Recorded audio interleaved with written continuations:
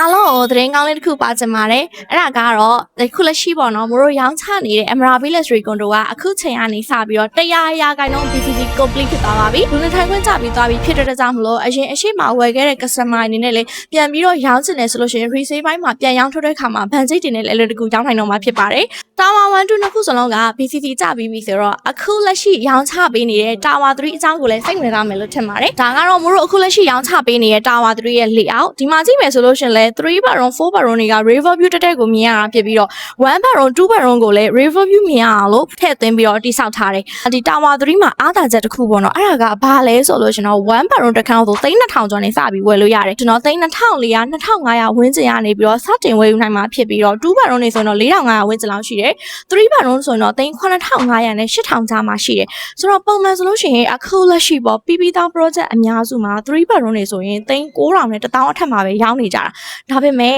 Emerald Luxury Condo မှာဆိုရင်တော့အခုချိန်မှာလာပြီးတော့ဝယ်ထားမယ်ဆိုရင်3 bedroom တစ်ခန်းကို8000အောင်နဲ့ရမယ်ဆိုလိုချင်တာက9000ကျော်ကျော်လေးနဲ့3 bedroom ရသွားမယ်ပေါ့နော်4 bedroom ဆိုရင်လည်း8000စွန်းစွန်းလေးနဲ့ရမယ်အခွင့်အရေးတွေကျရှိနေပါသေးတယ်။မတစ်ခုရှိတာကဒီလိုအထူးသက်သာတဲ့ promotion discount ဈေးတွေနဲ့ရသွားဖို့ဆိုရင် lifestyle မိုင်မိုးနဲ့ချိတ်ဆက်ပြီးဝယ်ယူမှသာလျှင်ဒီဈေးနှုန်းတွေနဲ့ရမှာနော်။ပုံမှန်ထပ်ပို့ပြီးတော့အထူးသက်သာတဲ့အခွင့်အရေးကိုရရှိချင်တဲ့ဆိုတော့ International Property Lifestyle မိုင်မိုးရဲ့ hotline number ကိုအမြန်ဆုံးဆက်သွယ်လိုက်ပါ။